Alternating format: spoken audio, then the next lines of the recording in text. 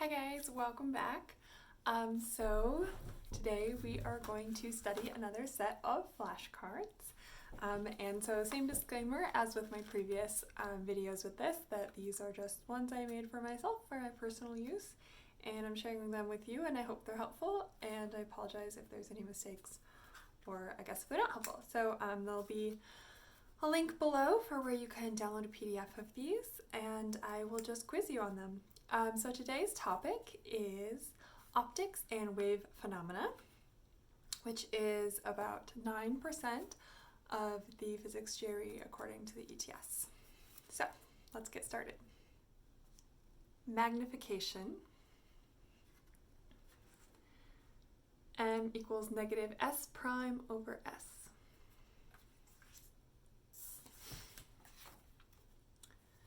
Constructive interference happens when the phase difference is equal to 2m pi, where m here is an integer.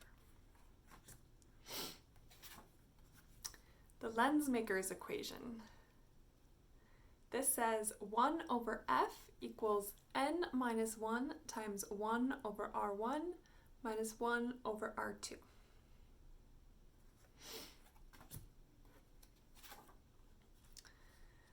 General functional form of a wave. So that's a function of x and t equals a times cosine of kx minus omega t plus delta, where a is the amplitude, k is the wave number, omega is the frequency, the angular frequency, and delta is the phase.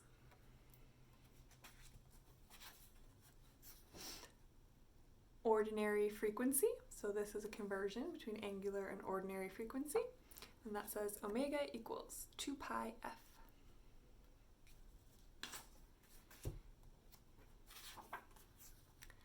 Snell's law. Snell's law tells us n1 times sine of theta 1 equals n2 times sine of theta 2 for refraction.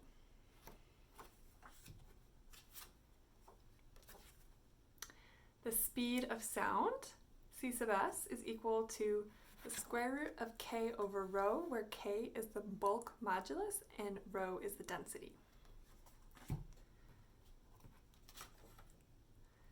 Linear dispersion.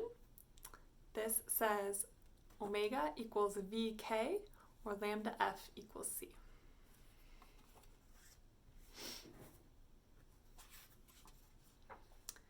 Standing sound waves.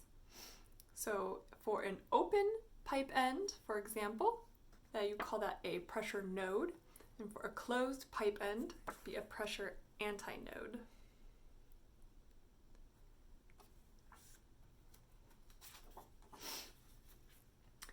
Bragg diffraction. This says that X-rays incident on a crystal lattice that's separated by d has a incident angle theta. So d sine theta equals n lambda over 2, and those are the locations of the maxima for Bragg diffraction. So X-rays on a crystal lattice.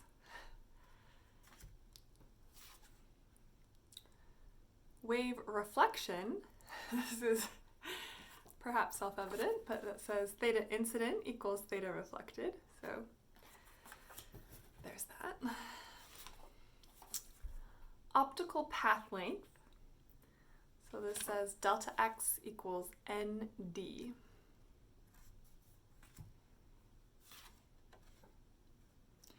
Index of refraction for light waves says omega over k equals c over n. It's the definition of n. Period. So t is equal to 2 pi over omega.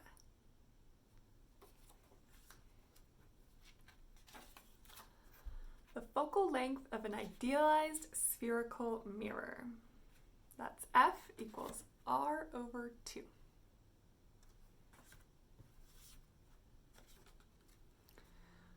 Wave interference from a phase shift. So delta, which remember delta is the phase, equals k times delta x, where delta x is the path length.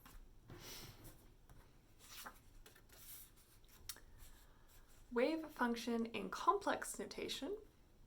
So this says a function of x and t is equal to the real portion of a e to the I kx minus omega t, where a equals the absolute value of a e I to the delta. So again, these are the same variables as within the ordinary function. It's just written in a different way.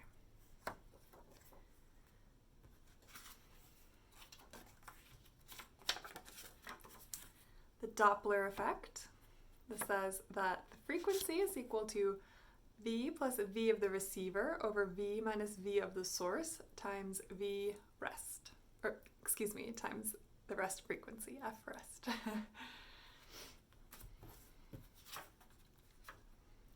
Destructive interference. So this happens when the phase difference is 2 times m plus 1 times pi, where again m is an integer.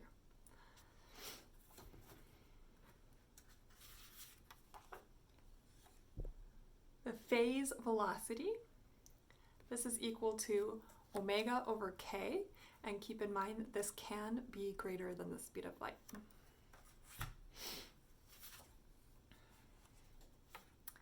The first circular diffraction minimum, so if d is the diameter, this occurs at d sine theta equals 1.22 times lambda, where theta is the minimum angular separation to resolve them separately.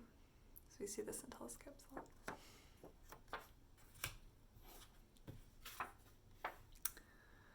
The wave equation, so this says the partial derivative of the function, the second partial derivative of the function with respect to t equals v squared times the second partial derivative of the function with respect to x. This is the wave equation that you solve to get the wave function.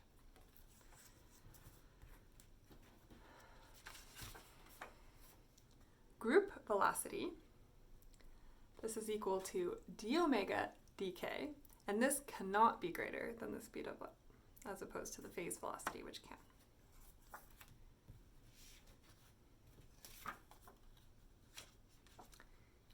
Geometric optics, so this is saying 1 over s plus 1 over s prime equals 1 over f. F is the focal length and s is the location of the source. Brewster's angle. Brewster's angle is equal to the arctangent of n2 over n1, and this is for polarized light reflected on an interface.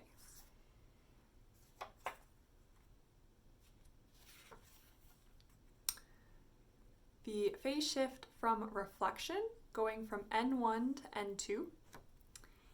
If n2 is greater than n1, then it's pi, and if n2 is less than n1, then there's no shift.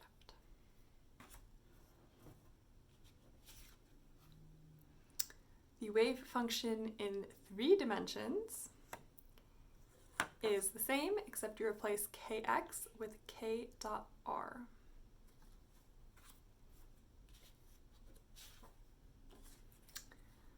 Double slit interference. So for maxima, they occur at d sine theta equals m lambda, and the minima occur at d sine theta equals m plus 1/2 lambda, where again m here is an integer and lambda is the wavelength of the wave.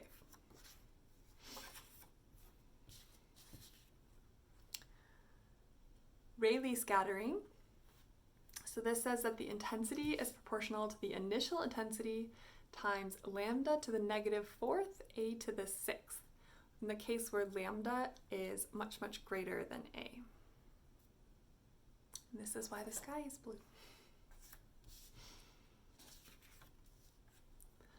The velocity on a uniform vibrating string. This is v equals the square root of t over mu, where t is the tension in the string and mu is the mass per length.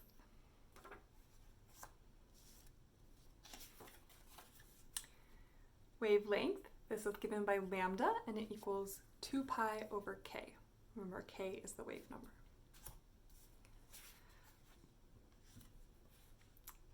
Single slit diffraction. The minima occur at a sine theta equals m lambda. Again, m is an integer. Malice's law. Malice's law tells us that the intensity equals the initial intensity times cosine squared of theta for polarized light incident on a polarizer. Okay, so that was all of the optics and wave phenomena cards I had. I think this was the shortest set of note cards. I hope you enjoyed, and I hope you are doing awesome studying for your test, and good luck. See you again soon.